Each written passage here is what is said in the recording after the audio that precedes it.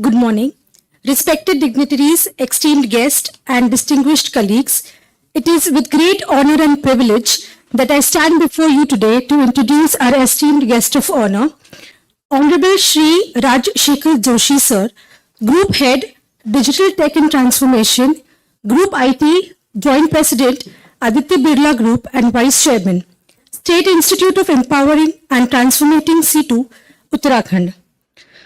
Honorable Sir is an IIT Computer Science graduate with over 3 decades of professional experience in almost all corners of India and abroad as a business and technology leader in association with many organizations like Reliance, Tata, Aditya Birla Group, Macmillan, including an entrepreneur. He has been on board and trustee of several foundations. He has been state committee member of Vidya Bharati Uttarakhand.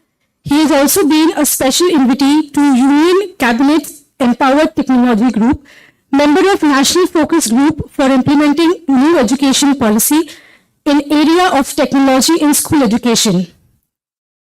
University of Pune Advisory Council, Macmillan Group's Global Electronic Publishing Committee, National Working Committee of Electronics and Computer Software Export Promotion Council.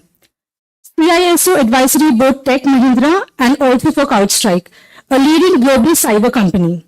He also led a pioneering digital learning in 2003 for continuing education in alliance of Macmillan with IITD, IIMC, MDI, NID, among others. He is extensively involved in supporting educational and teacher training in Uttarakhand, water conservation in Maharashtra, new digital media, etc. He writes and speaks on social governance and economic subjects in publications like Economic Times, CIO News, CII Events, etc. Please join me in giving a resounding round of applause to Honorable Shri Raj Shekhar Joshi, Sir, as we extend our sincerest appreciation for his remarkable achievements, outstanding commitments, and contribution. We welcome you, sir. Thank you. Thank you, Madam. We are eagerly awaiting insights from our esteemed chief guest on the growing significance of distance and online education in higher education in India. We look forward to gaining valuable perspective on emerging models and the pivotal role of colleges and universities in the landscape. Sir, the podium is yours.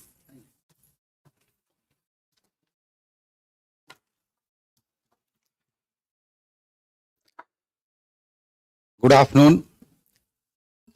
Indeed, it's my esteemed pleasure and privilege to be here today.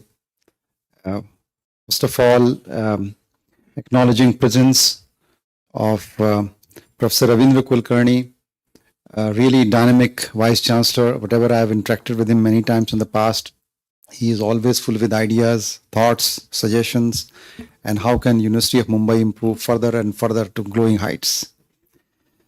And Professor Santosh Rathore on the dais, Dr. Madhu Kulkarni and Mandhakalni ji, former directors and other office bearers who have carried the torch of this idol institution. It was earlier, now CDOE today, over the years.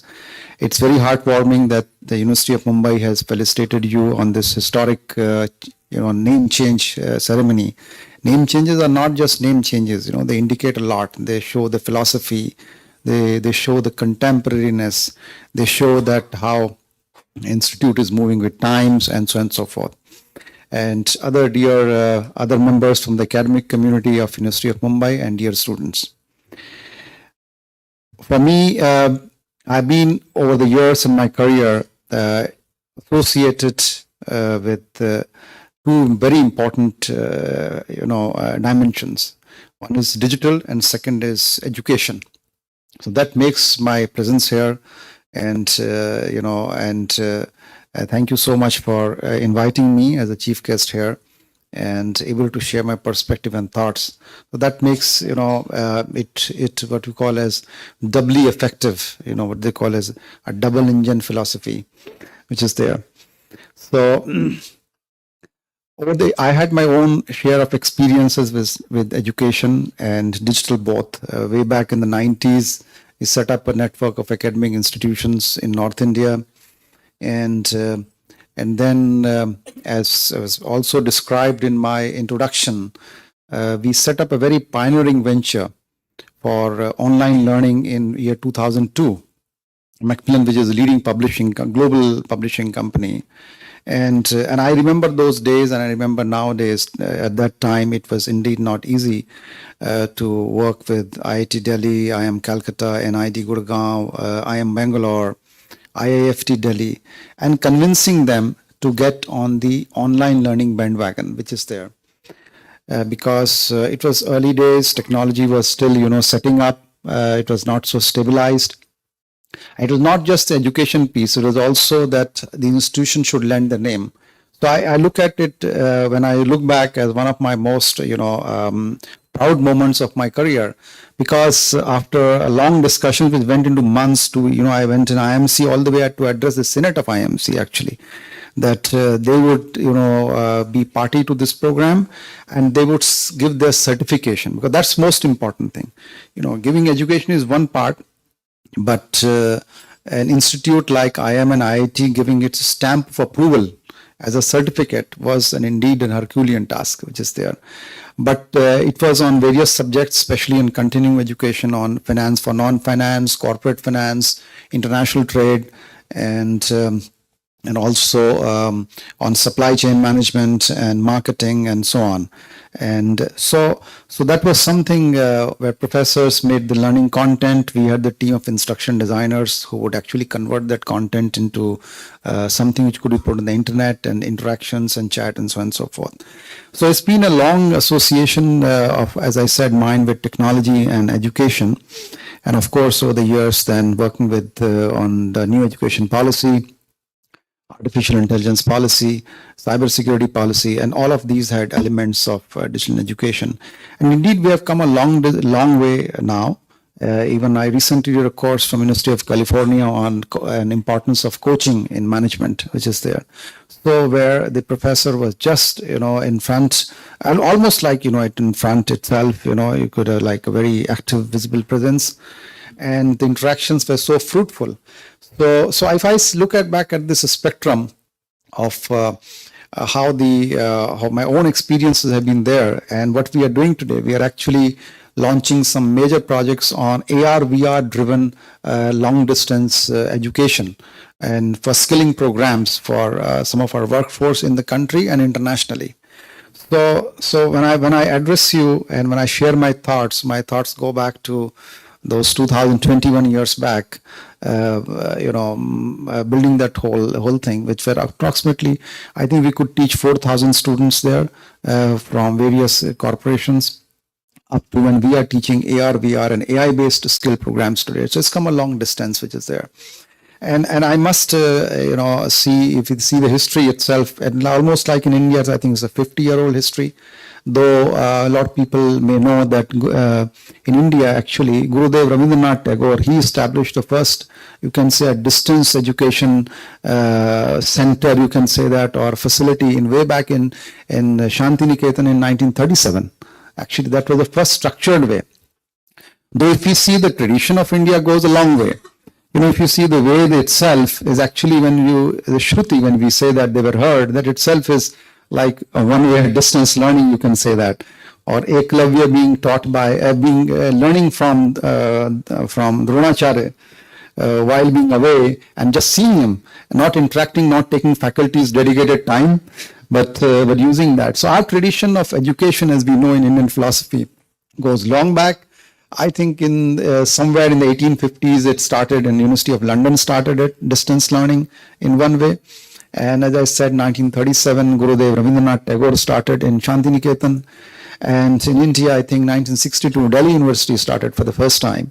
And Mumbai University also has been a pioneer, I think, since 1971, as we see today, which is there. And of course, the seminal moment was when IGNOU was established in 1985. It really gave a big fillip to, so that's in brief history, the spectrum and the whole we could say the timeline of distance education in India and our traditions. But way back, but if we see today, of course, distance education is mostly now, I think the online education was an offshoot, but it is becoming now more predominant. And that's the direction it will certainly going to move.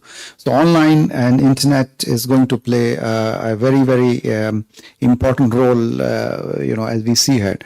And I feel and the big reasons, I think I consider three big reasons for this. One is the expanding need of education.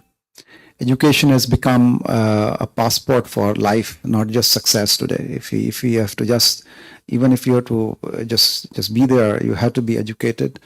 And it's lifelong learning. You have to continuously learn. As I said, after 33 years of career and having so many things, I did this course from California University last year, but I felt that I needed, I felt it was a good thing to do, and it was so useful. So you have to continuously educate yourselves, which is there. So there's a growing need of education. Different types of people have to be trained in a different way. And increasingly, if we see our demography is more digitally aligned, as I say that, because the younger people or even the working people, we are all comfortable with technology. We all use mobile phones and internet with all these pluses and minuses. So the young people need to do that, So therefore, the demography, the people are more aligned, they're more welcoming. Increasingly, multidisciplinary nature of education. That's also a very big factor, because earlier you could just do one stream of education and that could possibly carry you for your life. It's no longer possible. You have to understand, and especially the new education policy, there's a big thrust on learning different subjects, and that's where we all know we are moving forward to. So the multidisciplinary education means that you cannot really go to college every time, all throughout your life. So you have to be able to learn even when you are earning or at some other place. So that makes very important, which is there. So I think these are, number of students continue to increase because the catchment area continues to increase, increasingly. I see even as I see in Uttarakhand also, where I'm very extensively involved in education.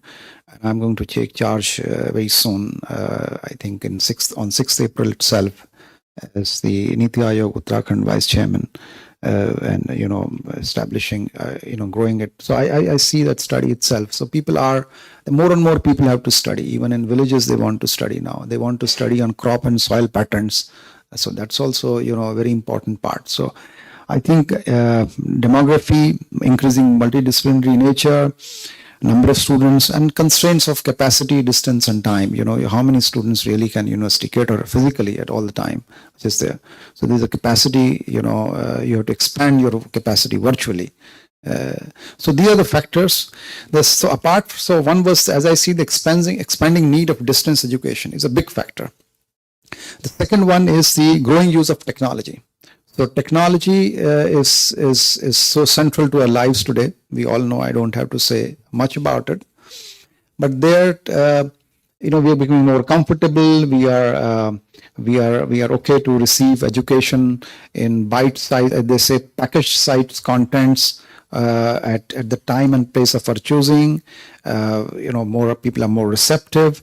The technology has also progressed a lot. When 2002, when we started with the IMC and IIT Delhi, I know the challenges which we had because it was not so mature. Even if the institutions had good technology, the students didn't have at that time. So it's like 22 years back, and we know in technology it was like ages back. It is there. But today it's possible because broadband is very much available in almost all parts of India.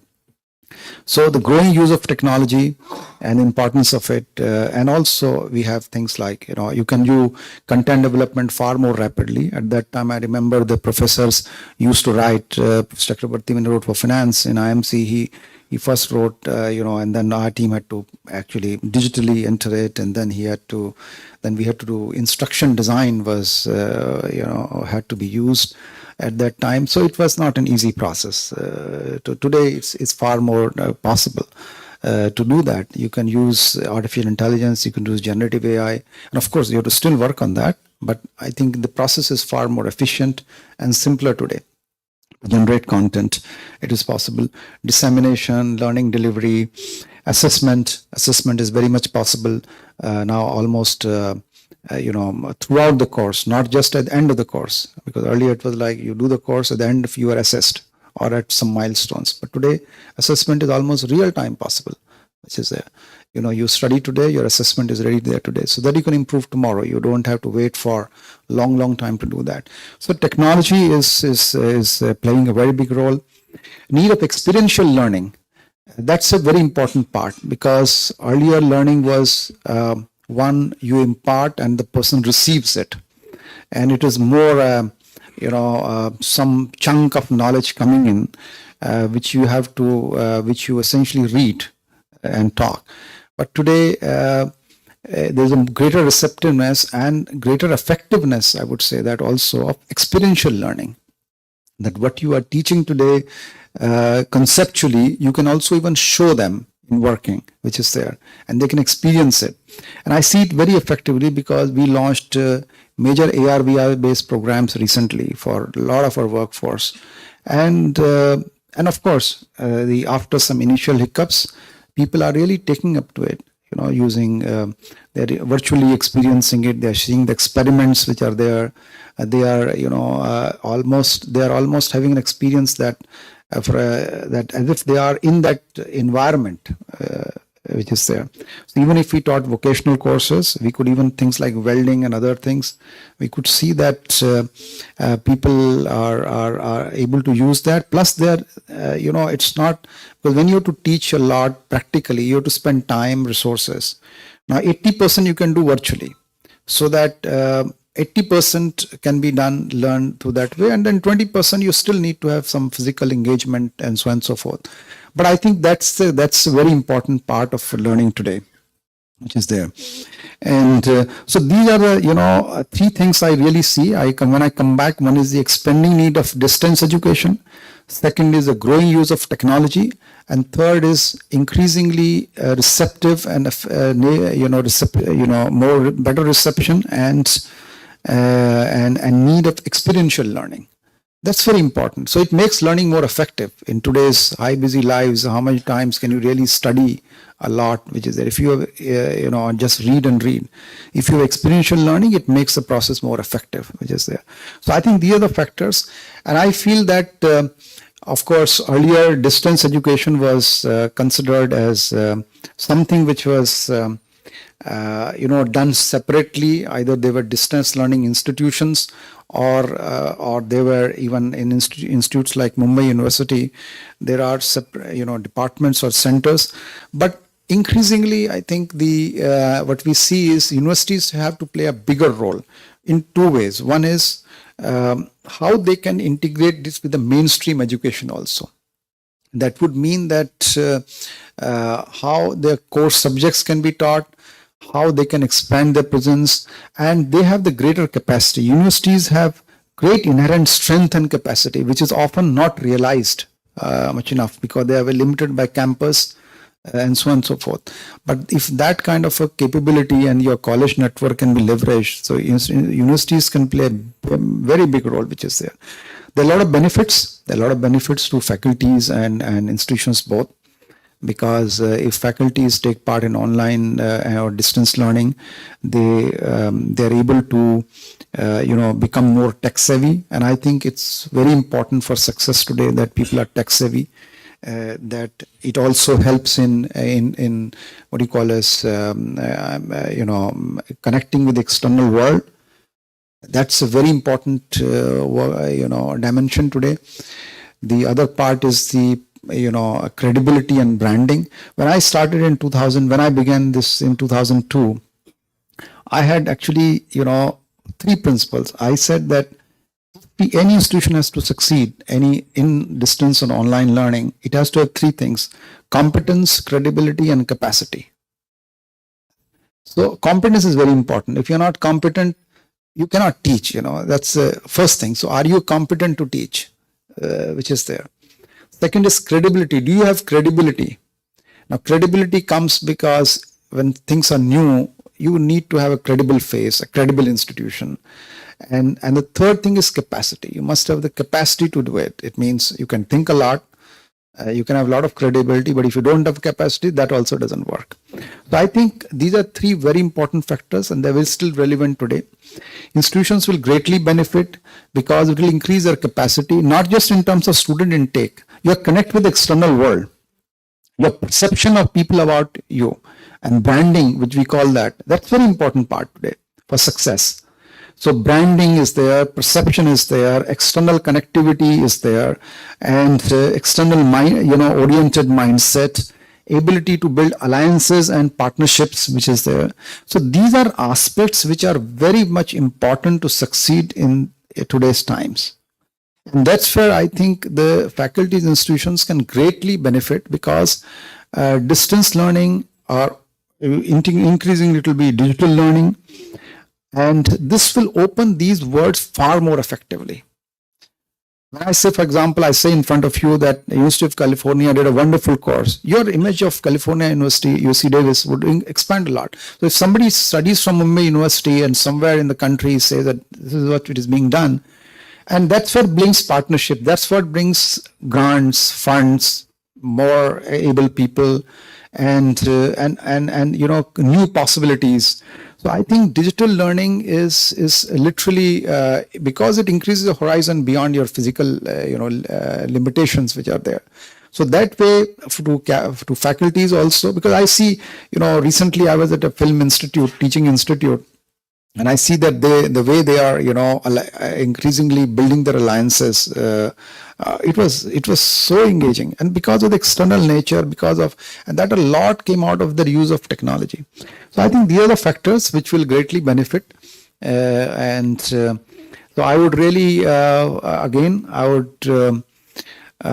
once again very happy to congratulate the institution CDOE for its continued successful existence, which is there. And I'm certain with the able leadership of Professor Kulkarni and Dr. Rathore, I'm sure that this whole initiative and the renaming is not just for the, as they say, it's just a symbolic nature. It's a very big signal. It shows that we are determined to change, and the change starts with the name. And that's a very important part. And I hope that this is, of course, as per the guidelines of, in the structure which is there. But I'm certain it will also reflect in the actions and deeds, and when we engage further. And I'm very happy to help or share my experiences with the Institute in any other way. So once again, thank you so much for having me here, and congratulations once again. And I'm certain that we'll see more and more success in the future. Thank you.